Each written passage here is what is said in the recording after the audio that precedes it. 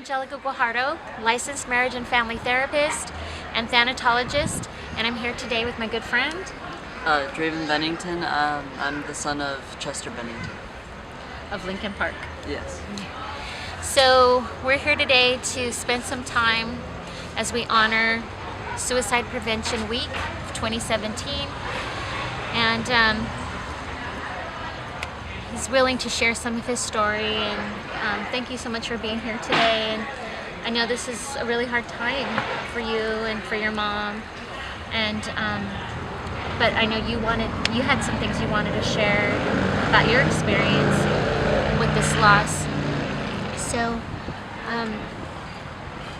could you share a little bit about what it was like? Let's go back to the day that you found out. So now, what was the date that you found out? July 20th, and it like, you know, you wake up and it's regular morning. You wake up a little late. It's go downstairs, watch TV, and I was sitting next to my friend, and his dad was cooking, and my mom was downstairs too, and then she gets a phone call, freaked out, went upstairs. We didn't know what was happening. We were sitting on the couch watching TV, and then she calls my friend's dad upstairs, and he leaves the stove on and it's still sizzling for like 15 minutes, and we're still watching TV, not thinking about anything. And then, you know, the doors in our house aren't very soundproof, so we can hear a lot of what's happening, but not like specifics, just like loud, like crying and stuff. So I'm just trying to think of everything that could have happened that wasn't like super serious. Like, So your mind was already starting to think things. yeah. So then, it was your mom who shared, or who told you? Yes. So, can you share a little bit about once you were told, what was your initial response?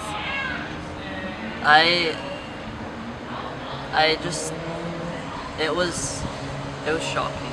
I really didn't expect it.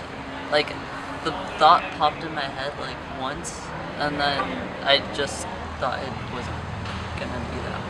Like, it can't be possible. Yeah. So, it's been 2 months. And as we talked about earlier, I feel like each day in grief time, or like a month, is like a day. Yeah. Because like the time is off.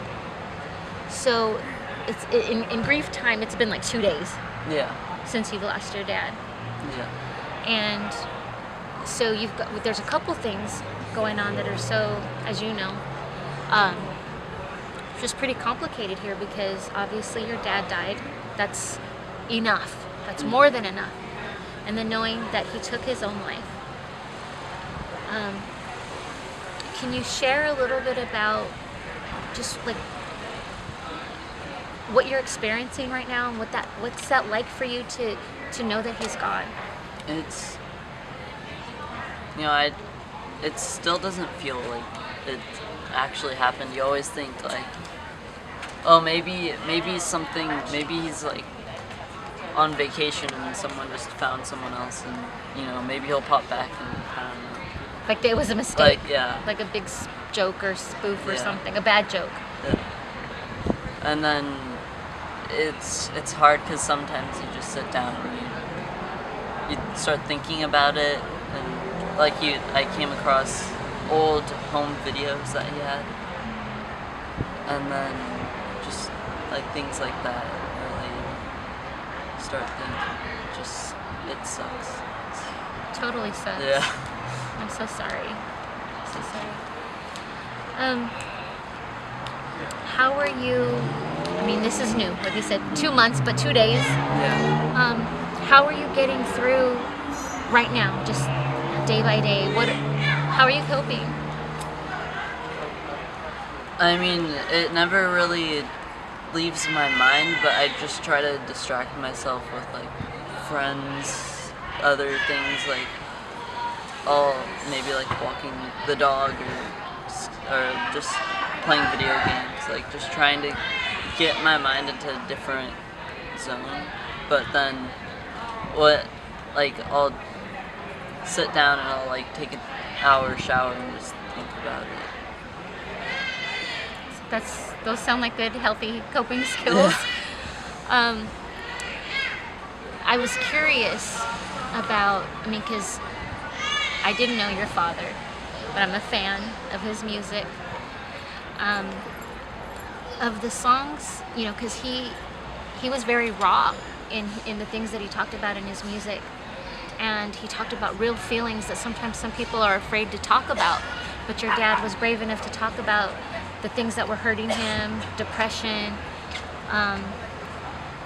And so I'm wondering, when you hear his music, is there any particular song that's meaningful to you or that you've placed thought? I listen to the songs just to hear his voice. And I don't put I put thought into it, but I think about like memories just every time I hear it. I don't have one song that I stick with. It changes a lot. Mm-hmm. What do you remember most about your dad? Up at the cabin when he'd put on his toed shoes and his bucket hat and cargo shorts and just white tank top and just goof around. He was a funny guy. Yeah. That's good. So, what do you think your dad would want of you now? I think he'd really want me to what do you mean by that? Just, what do you think, if he could look down on you right now, what do you think he would have in store for you? What are his wishes for you? I think he really wanted all of his children to get a really good education. So I think he'd really want me to work hard in school and go to college and figure out what I want to do and follow my passion. What do you want to do? I have no idea. That's okay. Yeah. You got some time to figure it out. Yeah. Now, as far as suicide, what would you like to share on that matter? It's different. It's it's hard because it's not you can't blame it on a lot of things. You think about it and then it's more their choice or because they're depressed and sad, and it's harder to cope on why it happened. For sure. So, knowing that your dad took his life, how would you share with other youth who've had a loss to suicide? What might you share with them? Take it slow, as slow as possible. Really, it's time. It's I know it seems I went to school and no one knew, which I'm so happy about, because then I wasn't constantly being brought up with the reminder. But it's hard to deal with the fact that everything else is moving on and it's going and it's continuing and you're kind of stuck in one place. Mm-hmm. For sure. And like we were talking about earlier, it's on the one hand, you're I don't want anybody to notice. But then you're but wait, nobody's acknowledging me and my pain. Yeah. So I think it probably changes from day to day. Yeah. But what do you think? It was really weird to have no one really bring it up besides at home and family and friends and it was really weird because I just kind of jumped in. I had way too much on my plate. Because I planned it from last year. I didn't plan it on I didn't know what was gonna happen. I didn't Sure. plan my schedule smaller. I had too much going on, and Like as far as like your school schedule? yeah, and I didn't realize it, but like it was way too much at the beginning, and then no one brought it up, and so I was spending a lot of my time working instead of sitting down and thinking about it and processing. For sure. And you know, it's totally okay. And again, you get into this all or nothing. Sometimes people say, okay, well, I want to stay busy so that I can keep my mind off of that. So I need to stay focused on other things. And that's good. It's good to have a diversion from thinking that those sad thoughts all the time. And then the opposite is true though too, because you fill your plate so much that you're not giving yourself the permission to just be. And it's exhausting. Yeah. So it's okay to say no. It totally is okay to say no. And so it's okay to say no. Yeah. And you know, to say, you know what, up to this point, and that's more than enough. You know what, when you get up in the morning, get dressed, go to school, do what those requirements are, and get up and do it the next day, and get up and do it the next day, you're doing enough when you're a Asian teen. When you're a Asian person, it's hard to do just that. And kids out there who've also had a loss, they know what we're talking about. But people who don't know, that's the reality of it, is just getting up and doing the normal everyday stuff. It takes work just to do that. You know, like when we were talking with your mom earlier, and she was talking about how she hasn't had the energy to just cook a meal. Yeah. You know, you guys have been coming here to eat just about every day, right? But I understand that, because when you're grieving, you know, it's a lot of steps. You have to go make sure the groceries are bought. You have to plan the meal. You have to cook the meal, and then you have to clean up after the meal. And it's like, it's just easier to go out to eat, you know. But at some point, there will be small adjustments, and you'll start to make a new normal for yourself. But day by day, little by little, because I know your mom adores you, and she seems like a doting mother. She's gonna take care of her little baby. But what are the strengths and what are the challenges for a parent? So if you're like, I mean, I know you only know your experience with your mom, but like, what can you say to your mom? Mom, this is helpful, this is not helpful. What do you need? I think there's like certain amount of points where it can get a little too overwhelming, and then because they want the best for you, so if you bring up like something and that was like really bothering you, sometimes it can be like, instead of talking about it, they'll just like immediately like want to like fix it. Do you want to be fixed? I'm okay. You're okay. Yeah. And so how would your mom, because then I hear the other side, and the moms of the world and your mom are like, but I want to help, I want to make sure he's okay. So what do you think would be a reasonable check-in without feeling like, oh my gosh? What do you think would be reasonable? I mean, talking about it, it's hard to like know when to talk about it and what to talk about of it, but like once in a while, like just check in, because sometimes it's harder than other times, and it's like just the process. And it is tough on everybody, because your mom and the people who love you, they have a responsibility to make sure you're safe and to check in with you and all of that. But then there's also the point of where it can be overwhelming for you. It's like, I'm okay, trust me, I'm okay. So I think that the open communication is really important. Yeah. And having met your mom and knowing how much she cares about you, I know that if you would say, you know, kind of assert yourself more and be like, I got this, Mom, I'm okay for right now, I'll come to you. So what kind of a commitment could you give to your mom to say, okay, Mom, if I have this need, I will come see you? Or what could be a way? I mean, do you feel comfortable just going right to her and saying, I need this help? Or what might be realistic?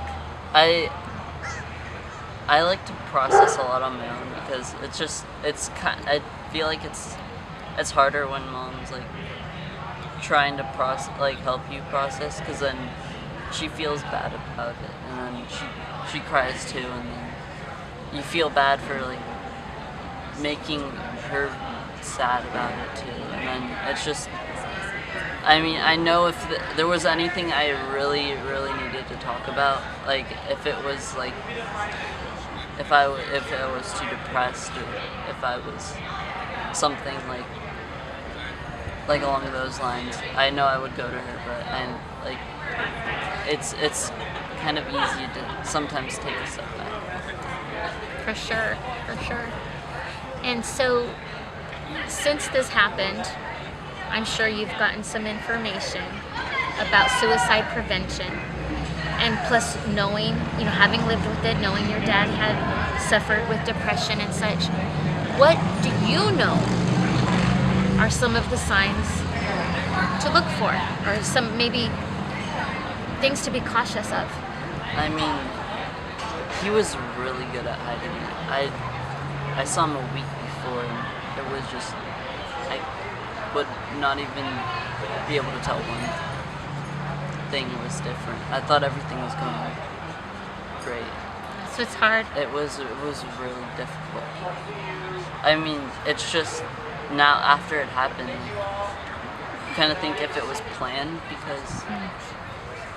because I was there the week before, that I saw him, that I got to see him, and I got to spend time with him. But it's really difficult when you're in that moment to actually tell. That's for sure. Because not everybody. You okay? Yeah, it's just hard. It's a lot. Thank you for sharing. And there are some things we can look for. When you see changes in somebody's behavior, when some of the more common, obvious things are like sometimes a person will give their items away. Sometimes they'll they'll say, I want to end my life, or I'm thinking of killing myself, or something like this. And those are like the more obvious signs. If somebody's using substances and that has increased, things like that, those are the more obvious ones. For young people, like maybe somebody who is like doing well in school and now their grades drop. Yeah. Or somebody who was very social now becomes very isolated. Those are some signs that we can look for. But in the case of your dad, he was really good at hiding it, sounds like. And so you don't always know. And that's what makes it even harder, because you can't always help it. Yeah. If you had an opportunity to say a message to your dad and you knew that he could hear it, what would you say to him right now? Just that I love him, and that I wish anything else besides that. Like, I wish that he would reach out more, and that he would have talked about it. I know he did a little bit, but then he covered up a lot. Like, he opened up, and then, then he starts changing his attitude, and he started working out more, and he seemed to really fit and really happy, and he didn't seem like he was as depressed as he was. Clearly. Wow. Anything else? Thank you. Love this kid.